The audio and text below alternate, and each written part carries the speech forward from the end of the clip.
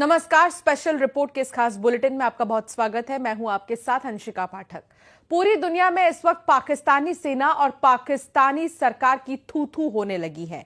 जब से विदेशी मीडिया, खासतौर से अमेरिकन मीडिया ने दावा किया है कि भारतीय सेना ने पाकिस्तानी सेना को बुरी तरह से हराया है, तब से पूरे पाकिस्तान में कोहराम मचा हुआ है।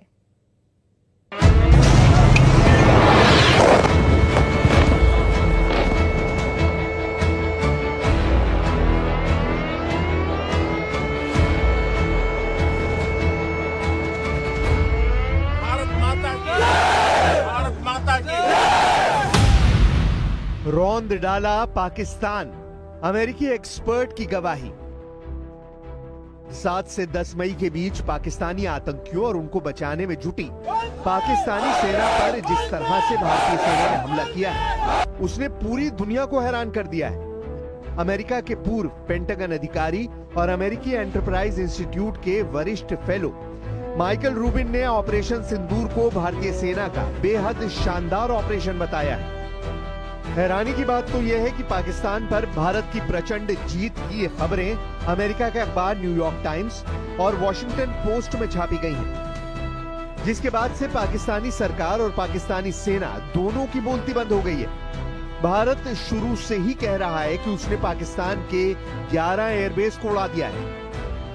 कुछ खबरों में तो यहां तक दावा किया गया है कि पाकिस्तान के कम से कम 8 लड़ाकू विमान भारतीय वायुसेना के हमलों में तबाह हुए हैं। लेकिन उसके बावजूद भिखारी नंबर 1 बन चुका पाकिस्तान पाकिस्तानियों को यही समझाने और दिखाने में जुटा है कि पाकिस्तान 4 दिन की जंग में जीत गया है, जबकि पूरी दुनिया में पाकिस्तानी सेना की बुरी तरह से भद्द पिट चुकी है। अमेरिका के पूर्व पेंटागन अधिकारी माइकल रूबिन ने तो साफ कह दिया है कि पाकिस्तानी सेना भारतीय सेना के सामने टिक ही नहीं पाई। पाकिस्तानी सेना दुम दबाकर एक कुत्ते की तरह जंग के मैदान से भाग गई। हम आपको दिखाने जा रहे हैं कि 4 दिन में पाकिस्तानी वायुसेना की कब्र कैसे बनी है और ऑपरेशन सिंदूर का अगला टारगेट क्या है। अमेरिकी मीडिया का दावा, बुरी तरह से हारा पाकिस्तान। भारत द्वारा चलाए गए ऑपरेशन सिंदूर के दौरान भारत और पाकिस्तान के बीच 4 दिनों तक जंग हुई।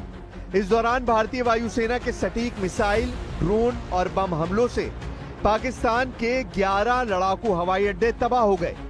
भारतीय सेना के सटीक और घातक हमलों के बाद पूरा पाकिस्तान घुटनों पर आ गया और सीज फायर के लिए अमेरिका के पैरों में गिर पड़ा। अब हम आपको बताते हैं कि सिर्फ 4 दिन की जंग के बाद ही पाकिस्तान सीज फायर के लिए बुरी तरह से क्यों गिड़गिड़ाने लगा। अमेरिकी अखबार न्यूयॉर्क टाइम्स ने कहा है कि भारत ने पाकिस्तान के सैन्य ठिकानों और एयरबेस को निशाना बनाने में साफ बढ़त हासिल की है। भारतीय सेना के अलावा अमेरिका के टॉप मीडिया संस्थान भी पाकिस्तानी सेना की तबाही की पोल खोल रहे हैं। अमेरिका के न्यूयॉर्क टाइम्स ने हाई क्वालिटी सैटेलाइट तस्वीरों को भी साझा किया है, जो मैक्सन टेक्नोलॉजी द्वारा खींची गई सैटेलाइट तस्वीरें हैं, जिसमें एयरबेस की पुरानी और हमले के बाद की तस्वीरों को दिखाया गया है। अमेरिका के न्यूयॉर्क टाइम्स ने इन्हीं सैटेलाइट तस्वीरों के आधार पर दावा किया है कि भारत के हमले काफी प्रभावी थे और बेहतर लक्षित थे। भारत द्वारा किए गए मिसाइल हमलों में पाकिस्तान के कई एयरबेस को साफ तौर पर काफी नुकसान पहुंचा है। सैटेलाइट तस्वीरों से साफ पता चलता है कि भले ही दोनों पक्ष एक दूसरे पर गंभीर नुकसान पहुंचाने का दावा कर रहे हैं, लेकिन असल में भारत ने पाकिस्तान को काफी नुकसान पहुंचाया है। इस रिपोर्ट में कहा गया है कि दोनों देशों में मॉडर्न डे वॉरफेयर और सटीक हथियारों के दौर में रणनीतिक रूप से हमलों को अंजाम दिया, लेकिन भारत ने इस लड़ाई में पाकिस्तान की एयरफोर्स के एयरबेस को निशाना बनाया, जिसमें पाकिस्तान के कई एयरबेस बर्बाद हो चुके हैं। अमेरिका के पूर्व पेंटागन अधिकारी और अमेरिकी एंटरप्राइज इंस्टीट्यूट के वरिष्ठ फेलो माइकल रूबिन ने ऑपरेशन सिंदूर के दौरान भारत की सैन्य और कूटनीतिक जीत की जमकर तारीफ की है और पाकिस्तान को इस जंग में हारा हुआ करार दिया है। रूबिन के मुताबिक भारत की कार्रवाई से पाकिस्तान न सिर्फ अंतर्राष्ट्रीय स्तर पर एक्सपोज हुआ है, बल्कि अब पूरी दुनिया की नजरें उसके आतंकवादी नेटवर्क पर हैं। अमेरिका के पूर्व पेंटागन अधिकारी और अमेरिकी इंटरप्राइज इंस्टीट्यूट के वरिष्ठ फेलो माइकल रूबिन ने पाकिस्तानी सेना की हार की तुलना उस कुत्ते से की है जो मुकाबले के वक्त दुम दबाकर भाग जाता है। Pakistan went running to try to achieve a ceasefire, like a scared dog with its tail between its legs. And the fact of the matter is, there is absolutely no spin that the Pakistani military can put on what occurred to shield themselves from the full reality of the fact that they not only lost, but they lost very, very badly. The question now, however, is what Pakistan will do next. Clearly, there is a problem within the Pakistani military, both because it's a cancer on Pakistani society and because, as a military, it's incompetent. And so, is Asim Munir going to keep his job? Is the ego of Pakistani generals going to trump the future strength and well-being of all of Pakistani society? Basically, Pakistan needs to clean house, but it's an open question whether they are too far gone to do that.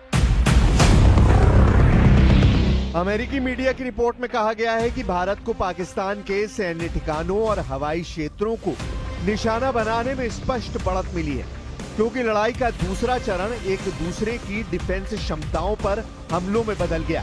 Bharat के रक्षा अधिकारियों ने कहा कि उन्होंने पाकिस्तान के बंदरगाह शहर कराची से 100 मील से भी कम दूरी पर स्थित गोलारी एयरबेस पर एक विमान हैंगर पर सटीक हमला किया है, जिससे वो पूरी तरह से तबाह हो गया। अमेरिका के जाने माने वॉशिंगटन पोस्ट ने यह खबर छापी है और दावा किया है 1971 के बाद पाकिस्तान पर सबसे बड़ा हवाई हमला।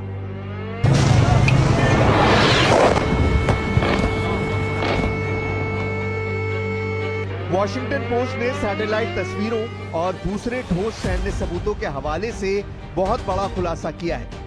वॉशिंगटन पोस्ट का दावा पाकिस्तान पर भारतीय हमलों में कम से कम 6 हवाई अड्डों पर रनवे और संरचनाओं को नुकसान पहुंचा है। वॉशिंगटन पोस्ट के मुताबिक पिछले कई दशकों में यह अपनी तरह का सबसे बड़ा हमला था। वॉशिंगटन पोस्ट ने लिखा है कि 2 दर्जन से ज्यादा सैटेलाइट तस्वीरों और उसके बाद के वीडियो की समीक्षा में पाया गया है कि हमलों में पाकिस्तानी वायुसेना द्वारा इस्तेमाल किए जाने वाले 3 हैंगर, 2 रनवे और 2 मोबाइल इमारतों को भारी नुकसान पहुंचा है। भारत द्वारा निशाना बनाई गई कुछ जगह तो पाकिस्तान के 100 मील अंदर तक थी, उन्हें भी भारतीय सेना ने आसानी से निशाना बना लिया। वॉशिंगटन पोस्ट ने किंग्स कॉलेज लंदन के इंटरनेशनल रिलेशन के सीनियर प्रोफेसर और दक्षिण एशियाई सुरक्षा मुद्दों के विशेषज्ञ वॉल्टर लैडविक के हवाले से लिखा है कि साल 1971 के बाद भारत ने पाकिस्तान के सैन्य बुनियादी ढांचे पर सबसे खतरनाक हवाई हमले किए हैं। वहीं विलियम गुडहिंड, जो कॉन्टेस्टेड ग्राउंड के एक भूस्थानिक विश्लेषक हैं और जो सैटेलाइट तस्वीरों की एनालिसिस करने के एक्सपर्ट हैं, उन्होंने कहा कि भारत ने पाकिस्तान के हाई वैल्यू टारगेट पर पिन पॉइंट हमले किए, जिसका मकसद पाकिस्तान की आक्रामक और डिफेंसिव एयरफोर्स क्षमता को गंभीर रूप से कम करना था। वॉशिंगटन पोस्ट ने लिखा है कि भारत ने पाकिस्तान में 11 ठिकानों पर सटीक हमला करने के दावे किए हैं और इसमें वो स्थान शामिल हैं जहां वॉशिंगटन पोस्ट ने नुकसान की पुष्टि की है, जिसमें भारत ने दावा किया कि उनका हमला मापा हुआ और कैलिब्रेटेड था। रिपोर्ट के मुताबिक तस्वीरों में हैंगर जैसी दिखने वाली चीज को साफ नुकसान दिखाई दे रहा है। इसके अलावा नूर खान एयरबेस शायद सबसे संवेदनशील सैन्य लक्ष्य था जिस पर भारत ने हमला किया। नूर खान एयरबेस पाकिस्तानी सेना के मुख्यालय और देश के प्रधानमंत्री के कार्यालय से लगभग 15 मील की दूरी पर है और पाकिस्तान के परमाणु शस्त्रागार की देखरेख और सुरक्षा करने वाली यूनिट से भी ये थोड़ी ही दूरी पर स्थित है।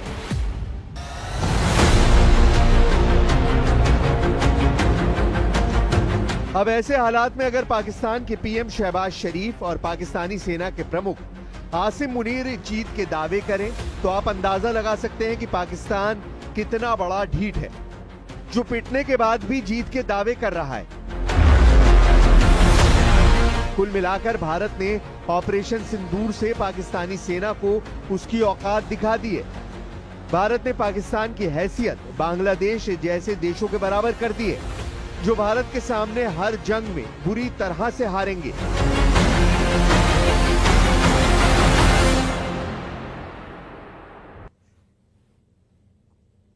पाकिस्तान के प्रधानमंत्री शहबाज शरीफ के